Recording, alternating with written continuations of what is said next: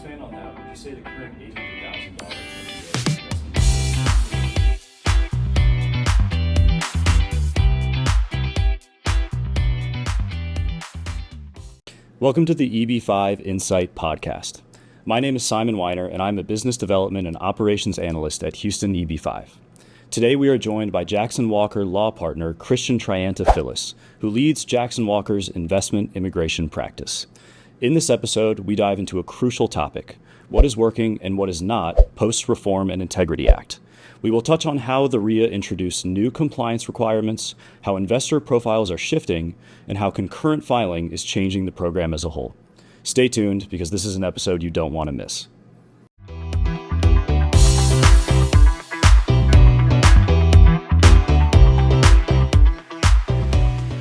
All right, well, if you don't mind, I'd love to jump right into some questions about the enactment of RIA, and specifically, what's really working and what's not. Okay. We're a few years into the RIA timeline now, and throughout that time, what changes would you say have actually had the biggest impact on your practice so far? Well, I would say that the ability to file the adjustment of status application concurrently with the I-526E petition has been one of the biggest changes to my practice and advantages that clients of mine have been able to take under the EB-5 Reform and Integrity Act and for their EB-5 immigration process. This is something that was available to other immigrant categories for years, and USCIS under the EB-5 program was not allowing for that. So that's been a big advantage. In addition to that, I would say the priority processing for those investors filing under rural projects, that's been another big interest for clients to be able to take advantage of faster processing times. And fortunately, we've seen that come to fruition consistently with USCIS. To see I-526E petitions processed in 4, 5, 6 months is something I had a hard time imagining prior to the RIA. At least hard time imagining happening anytime soon. This kind of reminds me of 10, 11, 12 years ago when I used to see very fast processing times pretty regularly. So that's been another key advantage. And lastly, I would say, the ability to move forward with their EB-5 green cards by picking up or choosing which category they're going to go with. That means that once the I-526E petition is approved, the investor can choose for instance, rural category that they invested under. But if that eventually does backlog in the future, they have the ability also to choose the unreserved category if that looks better timing-wise under the visa bulletin. So that's an interesting wrinkle that I think we're going to see people taking advantage of. And I'm already having many conversations with clients as we build up to filing their petitions. Interesting. So obviously you mentioned concurrent filing, which is, I'm sure, one of the most talked about changes post-RIA, obviously. When you think about investors in the United States, say on an F1 or an H1B visa, a little bit of a self-explanatory answer, but how has concurrent filing been a game changer for sure? Yeah, no, I think that's definitely a game changer for a few reasons. One, once that F1 student graduates, if they're not able to find a job, if they're not able to get sponsorship to stay in the U.S. longer, they don't have to leave the United States.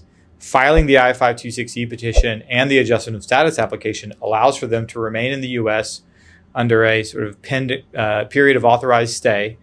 We'll also be able to get an employment authorization document. So that EAD, as we call it, will allow them to work wherever they'd like. They can start their own businesses. They can work for multiple employers. There really aren't any limitations when it comes to that as compared to, for instance, an F1 OPT work permit or, being sponsored by a specific employer. So that's been huge. Also, we'll get a travel permit, which allows someone to travel abroad and come back to the U.S. So you're not grounded here in the United States. So it's really that ability to kind of move on with your life post-graduation and work and travel as needed. Sure. So, on that note, you mentioned OPT. We've talked a little bit about H-1B, L-1 applicants as well. And you're touching on this a little bit already, but with more and more investors filing from within the U.S., taking advantage of the ability to adjust their status, how would you say the typical EB-5 investor journey has changed post-RIA? Sure. So I would say more than ever, I'm working with a lot of students, and the funds are coming from abroad, from family abroad, and the petitioner is right here in the United States, and we're working through the source of funds by focusing on where those funds are coming from, documenting a bona fide gift, working through the investor's timeline on graduation, what they're looking to do in the future, when they may need to travel back home during the summer or other occasions, things like that. That's one aspect of it. The other shift or focus of mine has been on working with H-1B visa holders. So these are petitioners, investors who have been with the same employer, are stuck on this EB-2 or EB-3 backlog that I'm sure we all know about. And EB-5 is really a path to freedom and flexibility that they're seeking, the ability to branch out in terms of professionally, the ability to start their own business if they want to, basically to become a permanent resident much faster than it would under the EB-2 or EB-3 category. Got it. So, on the note of, investors adjusting from other statuses and talking about modern investors in general, like you're mentioning, you see lots of students, that kind of thing. Have you also noticed a shift in how sophisticated or informed EB-5 investors are today compared to pre-RIA years? And if so, what do you think is driving that change? Yes, I think that this is the most sophisticated set of investors, just in general, that I've worked with over the years during my practice. I think information sharing is a big part of that. Investors looking at projects right now, they're sharing information with one another, what kind of questions to ask, what are concerns from an immigration law and sort of a corporate due diligence perspective. I think investors have easier access to regional center projects than they did in the past. I think a lot of that changed post-COVID. I think during COVID, many of those marketing projects, getting information out there, they took that into their own hands rather than using other channels to get information out about themselves. And so they created more relationships directly with the investors, or at least potential investors. And I think that has stuck and stayed within the EB-5 program as a way to bring on investors and have people file into the program. So it's safe to say that maybe now, with all the direct communication from regional centers and attorneys to interested investors, the EB-5 landscape is shifting a little bit into almost a more private investment landscape where there's much more valuable information. Offering docs, subscription docs are shared earlier on so that they can really dive into the weeds of what's, at stake here. Is that a safe claim to make? I think so. And I think that's a great way to put it. I also think, with more investors who are already sort of used to being in the U.S., used to looking at investment opportunities in the United States, it doesn't look so overwhelming. It's something that they can tackle and perhaps even tackle as a group as people choose their projects. Sure. Well, so you mentioned people choosing projects. I wanted to ask you while you're here about project selection as well. And, have you seen that project selection for interested investors is starting to be driven a little bit more heavily by immigration strategy? So things like category availability, processing times, or are investors really still making their decisions primarily based on, returns and risk? Well, there are certainly clients of mine who are making decisions based on, the risk of the investment, when the returns will come back, when the capital contribution will come back, I should say. That's still a big piece to it, but I would say more investors right now, because of the sort of approaching potential backlogs under the EB-5 program, are really making decisions based on immigration factors. Can they get an approval within the next 6 months? Will that lead to the conditional green card being issued by early 2026, middle of 2026? They're looking at those kinds of factors more and more, primarily by investors who are from countries like China or India, who know that EB-5 visa backlogs will affect them in the near future. So it is a big topic of conversation when it comes to terms of making a decision. Sure. So on the other side of things, apart from the investors, when you think about regional centers like ourselves and attorneys like yourself, post-RIA, how has sort of the compliance burden or the due diligence burden really changed for you? And, for the better or for the worse? Sure. What are the changes that you've seen? So I think the changes, for the most part, are very positive. Makes me feel, confident in the way these projects are structured. That an I-956F application is filed, kind of puts them online with USCIS. Says, hey, look, we're raising capital under this. It's a good marker in terms of this is when the project's going to start raising the capital and investors are going to start filing petitions. I think the idea of having a fund administrator or even audits is a good addition to the program to make sure bad actors are kept from misusing funds.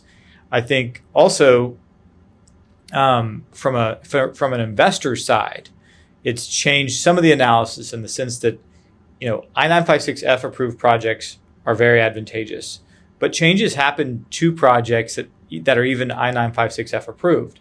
In real time, you may need to update USCIS about things that are going on. Maybe there's an expansion on the raise. Maybe there's some additional collateral filed for the project. Clients come to me and say, well, how does that affect my petition? Is there something that needs to be filed on the project side? Maybe an amendment, maybe an update submitted to USCIS. Does that affect when I can file? Does that affect when my petition will be approved? And those are the sort of discussions I have with clients on an ongoing basis. So you mentioned earlier a little bit about the importance of fund administrators and how this increased due diligence can be a really, really positive thing for regional centers, for investors, for attorneys. In light of some, we'll say maybe recent issues with projects, how important is transparency now more than ever from a regional center project providing really, really good, reliable, truthful details to investors? How important is that transparency? Well, I do think USCIS is trying to enforce or check in on things that the regional center should be doing according to the RIA more proactively than ever before. USCIS reaching out to regional centers about I-956F filings, status of the project, regional center audits. These are all things that are happening, much more than ever before. And you need to have all that intact on the regional center side for the investors' immigration process to move forward successfully. So I believe, working with experienced groups on the regional center side is more important than ever before, or at least if that regional center is less experienced, they need to have very experienced counsel and service providers surrounding them to make sure those guardrails are there to be compliant with USCIS. Now, there are aspects of the RIA that do protect investors if something does go sideways with the regional center sponsorship, for example, where you can continue on with your immigration process if it's no fault of the investors. But investors don't want to get to that stage if they don't have to. Right. And so that's why I go back to reemphasizing those points about experience goes a long way right now in the program. Right.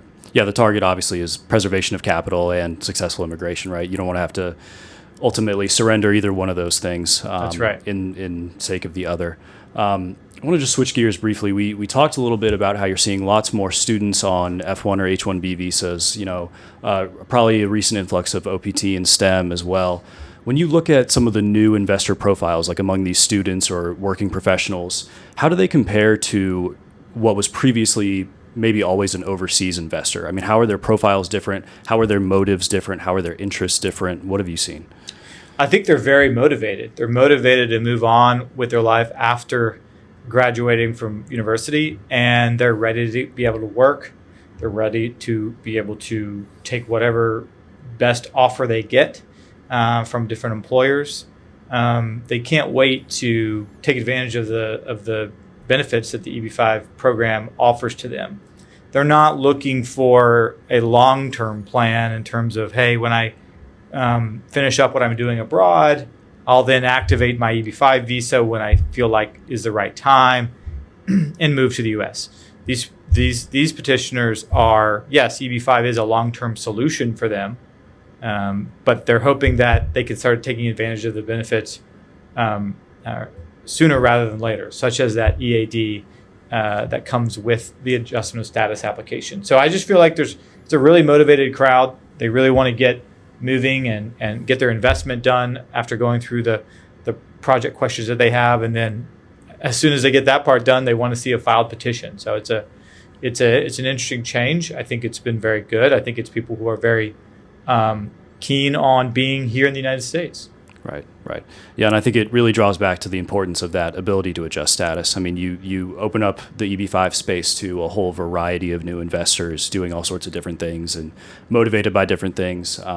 Yeah, I mean, just to build on that point, prior to being able to concurrently adjust status, I used to have discussions with potential clients. They were going to gift the money to the student, and I would have to tell them, look, the I-526 petition may take several years to get approved. By then, the students graduated, may or may not have F1 OPT, or even if they do, might run out of time, and they've got to just return to their home country if they don't get sponsored for a work visa. And that used to turn some families off of the program. That's too much information or too much unpredictability for the immigration process for them to commit that amount of money for the EB-5 program. So this shift in that law has really been helpful from that predictability standpoint. Right. Well, to wrap up, I just want to ask overall about whether or not you think the RIA is really living up to its original goal of creating a more transparent and efficient EB-5 program. And, if it's falling short anywhere, if there are aspects that are still creating, confusion or delays for your clients, just would love your thoughts on all that. Okay, great.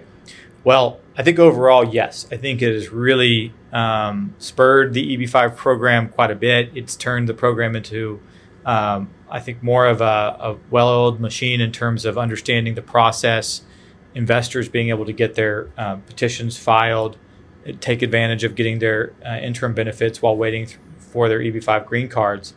I do think there is some room for improvement when it comes to high unemployment area project investors.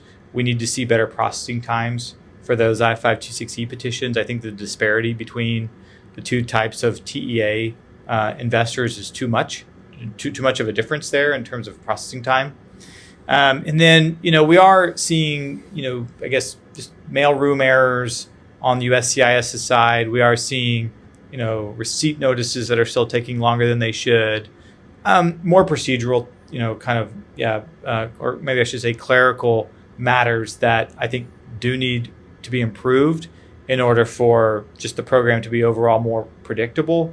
But I'm happy with the way that it's gone since March of 2022.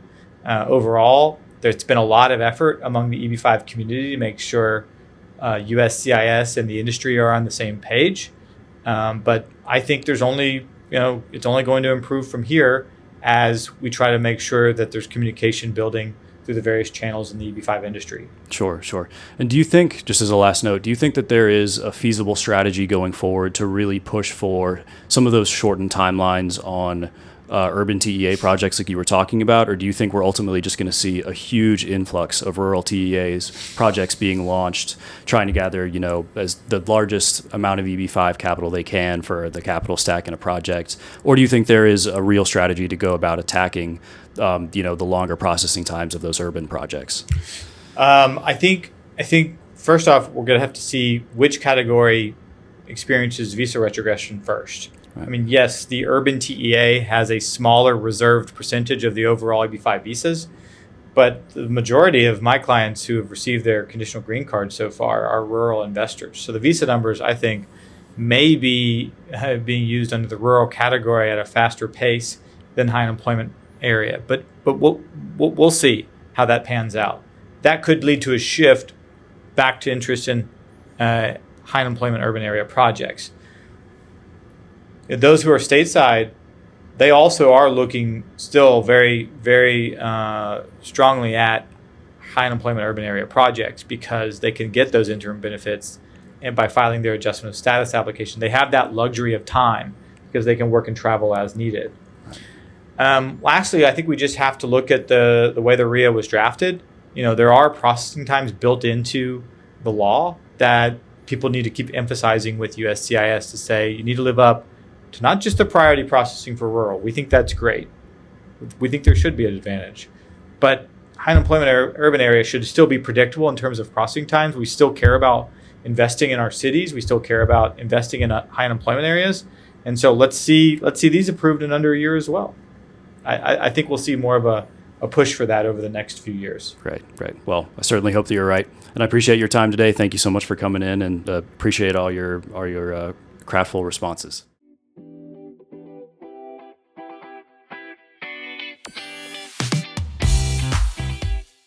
Thank you for joining us for the very first episode of the EB-5 Insight podcast. A special thank you to our guest, Christian Triantaphyllis, partner at Jackson Walker LLP, for sharing his expertise on how the EB-5 program is evolving. If you found this episode helpful, be sure to subscribe so you don't miss future conversations with leading attorneys and industry experts. And if you know someone exploring the EB-5 program, share this episode with them. It could help guide their journey. I'm Simon Weiner, and this is the EB-5 Insight podcast. We'll see you next time.